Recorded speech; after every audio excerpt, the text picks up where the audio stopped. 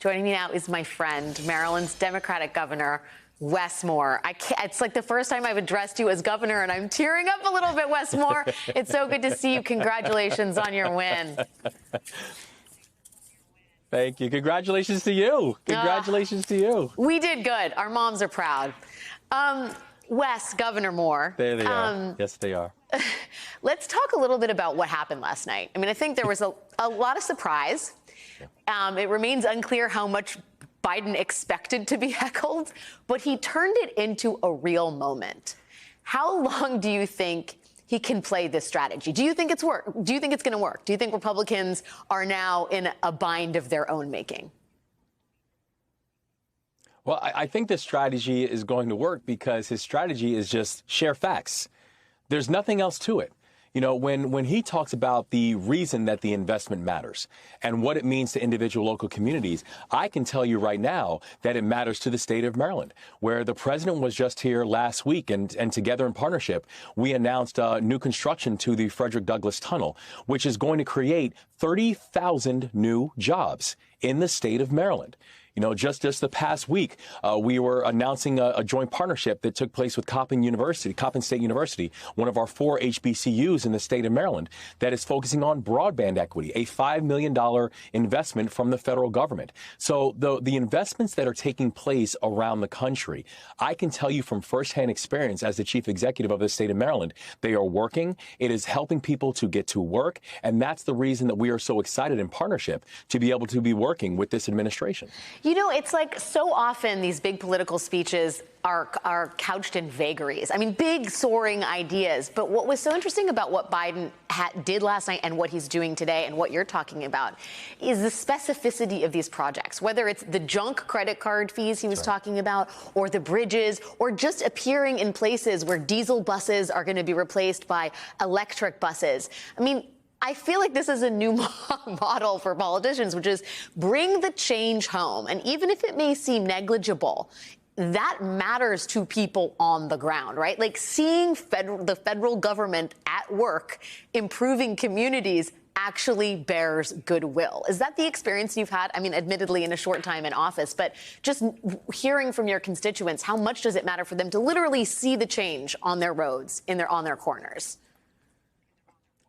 That's exactly right, because that's what they elect us for, right? They elect us to actually do the work on the ground that is going to have a direct impact on their lives. You know, I remember when in the first day that I took office, I signed executive orders that did everything from releasing $3.5 million in funding for previously withheld funding for abortion providers and training for abortion providers, because when I said that Maryland is going to be a safe haven for abortion rights, I meant it.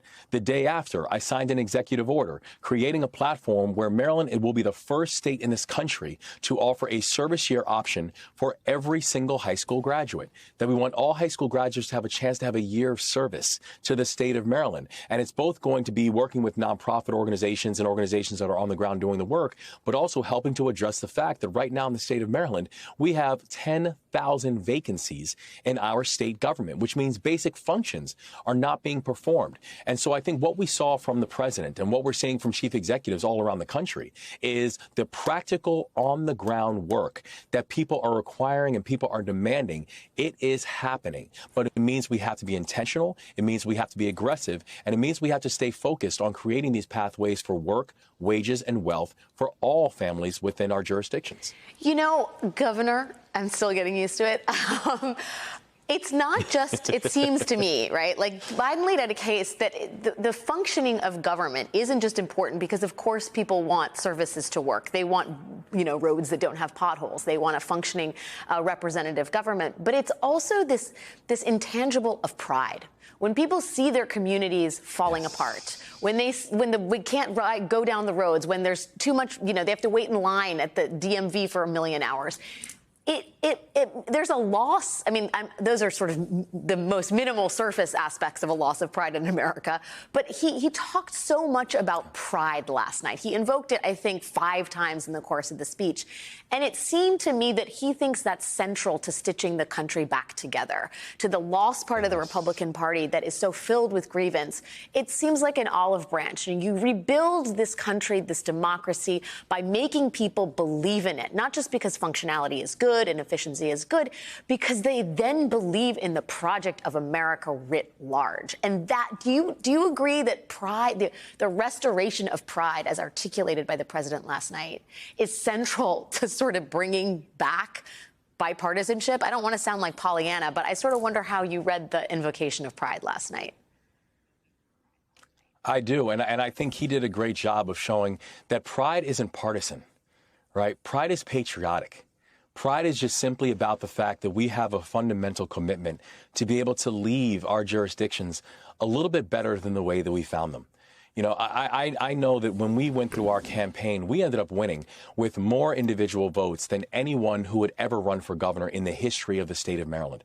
And the reason why that was important is we went everywhere. And we didn't just win Democrats.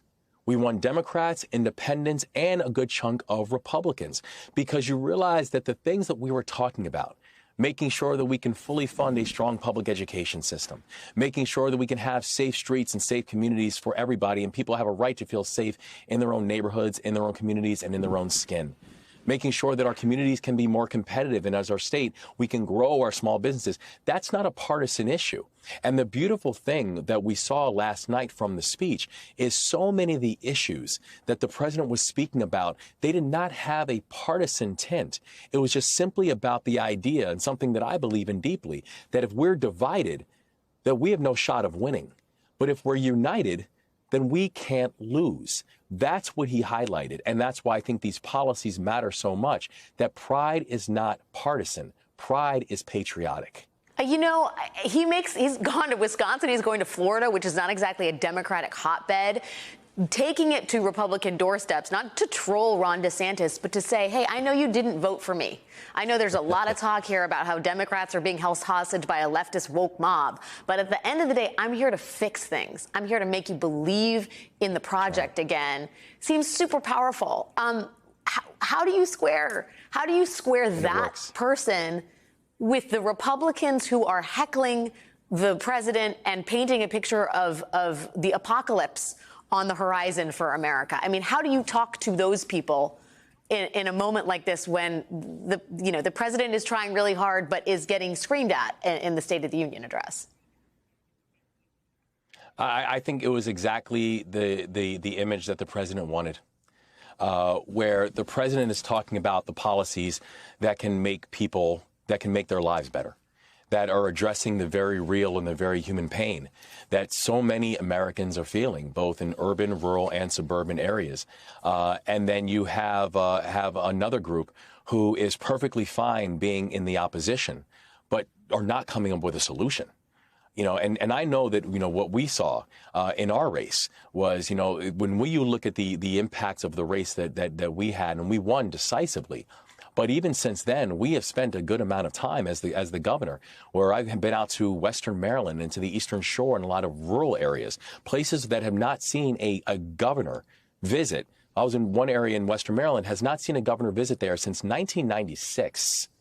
And the thing that I said to people out there, and there weren't a lot of Democrats when we went out there to go visit last Monday, and I said, for the people that voted for me, I plan to work to keep your support.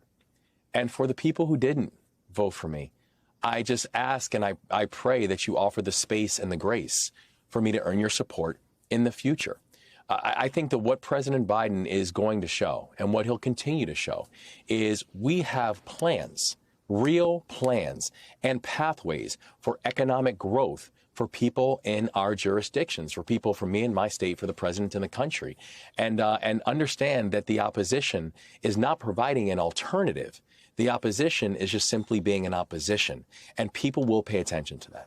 Maryland's Governor Wes Moore. I love saying Maryland's Governor Wes Moore. You were always destined for it, Wes Moore, since the day I met you. Congratulations. Thank you for coming on the show. Please come back all the time, and good luck with everything you're doing in the state.